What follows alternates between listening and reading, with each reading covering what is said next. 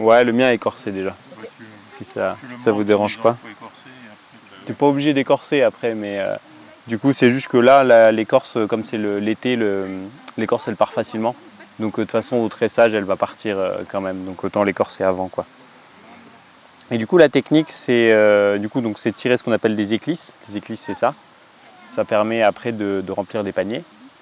Et du coup il faut prendre des noisetiers qui ont le moins de nœuds possible. On voit là les nœuds c'est des petites zones noires là. Plus ils en ont, s'ils ont des gros nœuds, là c'est le bout de branche donc c'est pas trop grave, mais des gros nœuds c'est des points durs et du coup c'est difficile de les sortir. Et voilà. Et du coup le principe c'est un peu comme si on épluche la branche. On va sortir les éclisses tout le pourtour. Et si vraiment il est très souple et très bon, on arrive à faire un deuxième cercle d'éclisses. Mais c'est des éclisses qui sont un peu plus rigides et qui sont plus cassantes. On les utilise pas au même endroit dans le panier. Enfin, voilà. Et du coup le principe c'est de se laisser un bras de levier. On laisse une vingtaine de centimètres à peu près pour pouvoir l'avoir dans la main. Et on vient faire une encoche à 20 cm. Donc à peu près de la taille de l'éclisse qu'on veut.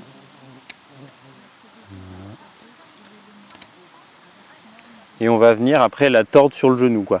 En gros, on va, en tordant et en ayant fait l'entaille, hop, l'éclisse elle va décoller. Et du coup, ça va, et après tout le long, on va venir la tordre sur le genou pour sortir l'éclisse tout le long.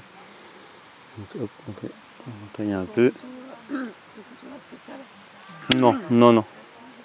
Et là, en fait, c'est vraiment ce qui fait que ça marche ou pas, c'est le dosage qu'on met quand on tord. Si on tord trop, on le casse. Et si on tord pas assez, elle saute pas. Et là, du coup, on voit qu'elle est partie, elle a sauté. Et du coup, là, après, on met le doigt dessous pour pouvoir la pousser. Et tout le long, on va venir la pousser. Quand on est prêt, on entend le petit clac. On entend ce petit clac, c'est-à-dire que là, elle a sauté. Voilà. Il y a même un os sur le genou qu'on appelle l'os du vanille, là. Ah ouais? Ah, je savais pas ça. Là.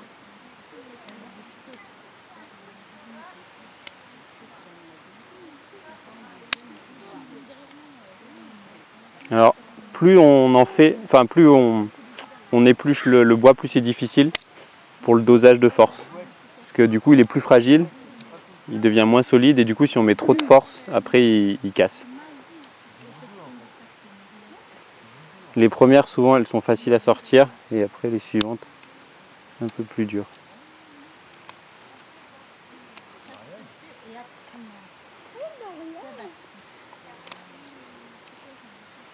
Et après, au bout, de toute façon, on ne peut pas finir de tordre sur les 5-10 derniers centimètres puisqu'on n'a plus de levier. Et du coup, ça sort une éclisse. Et après, là, l'éclisse, on la retravaille, on la gratte pour l'affiner un peu. Et après, on va venir la refendre pour la rediviser en deux. Enfin, ça dépend un peu, mais là, on voit, elles sont quand même bien épaisses. Et du coup, elles tordent assez peu, donc on les refend en deux. Et du coup, ça nous permet d'en avoir deux avec une, quoi. On redivise. Et ce qui est important, c'est de bien relisser le plat dessus pour qu'elles se refendent bien en deux, quoi. Je vais vous en montrer une qui n'a pas trop de travail. Hop. Et du coup, on vient entailler au milieu, quoi, de l'éclisse. Et après, ça se fait avec les doigts. On vient tirer de façon égale de chaque côté, quoi. Et du coup, ça fait... On essaie de travailler de façon équilibrée, c'est-à-dire que si on tire trop d'un côté, ça va s'affiner, ça va casser. Et du coup, c'est-à-dire que s'il y en a une qui s'affine trop, il faut tirer l'autre pour rattraper.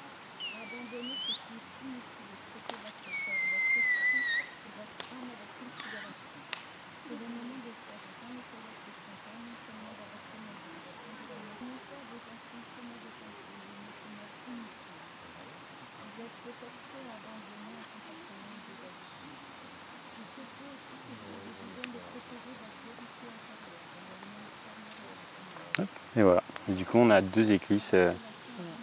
Voilà. Avec celle la plus souple, c'est celle du dos. C'est elle qui vraiment va être très souple et qu'on va pouvoir utiliser pour les passages difficiles du panier. Et après, on en a une de cœur qui est un peu moins souple, mais qui est quand même pas trop mal. Voilà. Et du coup, voilà, on a un truc qui est quand même bien fin. Et des fois, après, on peut regratter un peu certaines zones qui sont un peu épaisses. et on sait que ça va un peu... Bon, alors ce couteau-là il n'est pas idéal pour gratter, il vaut mieux un couteau plat. Et du coup là, pour gratter, on vient poser la lame à 90 et juste elle appuie un peu et c'est l'autre main qui vient tirer. Ouais, ça vient raffiner l'éclisse, quoi. Et une fois qu'elles sont faites, on peut les enrouler, soit pour les laisser sécher et les stocker, pour les utiliser quand on a besoin pour le panier, quoi. Et là, on les remet dans l'eau 1 heure et on peut les réutiliser comme ça, quoi. Du coup, ça permet de... Le panier, il faut mieux les laisser sécher. Alors non, en fait, il y a différentes formes de paniers. Voilà, on n'a pas des exemples là, mais il y a ce qu'on appelle les paniers à champignons, qui sont des paniers sur des arceaux, quoi, qui sont une forme un peu arrondie comme ça. On peut travailler en verre, parce qu'en fait, on remplit le panier au fur et à mesure, et quand ça a fini de sécher, on peut écarter un peu le fond pour rajouter des éclisses, pour que ce soit bien tassé.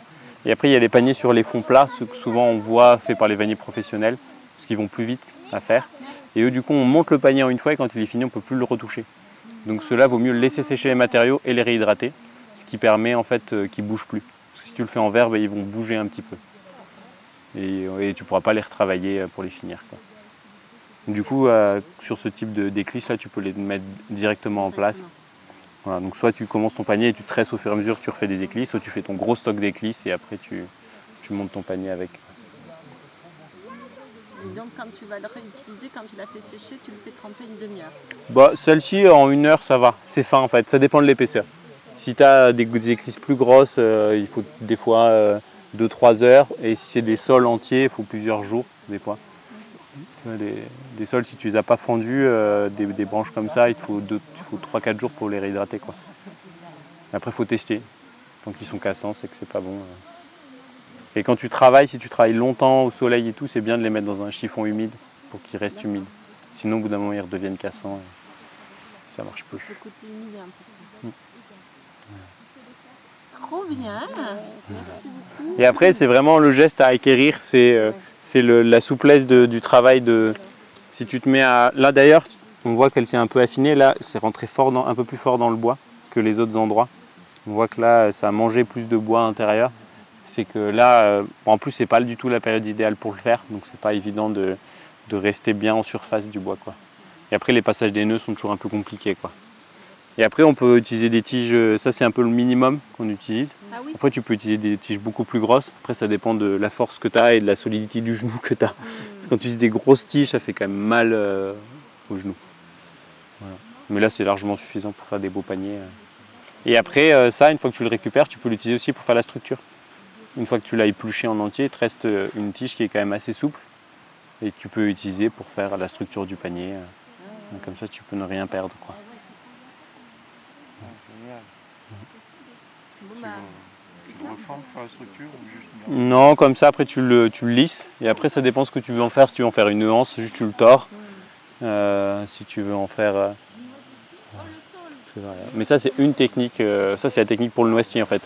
Pour chaque matériau, tu as une technique différente pour les travailler, quoi, pour les mettre en forme. souvent, en fait, ce qui serait bien aussi, si je montrais le début du panier, nous, l'année dernière, Ouais. ce que je me souviens, c'est qu'on avait fait 2 ronds de noisetier pour commencer. C'est ça. Un comme ça et un comme ça que tu fais pénétrer 2 ronds, en fait. Et après, Pardon, Paul. c'est tout le système des épices. Tu as la anse, et après, avec ce qui reste, d'abord tu mets les épices principales, comme pour faire le squelette, après tu passes les petites comme ça. Et après sur les côtés, sur les 2 côtés, tu fais ce qu'ils appellent l'œil du vanille, là, comme une rose de bios, avec un truc très souple. Pour le panier, le plus facile, c'est ça.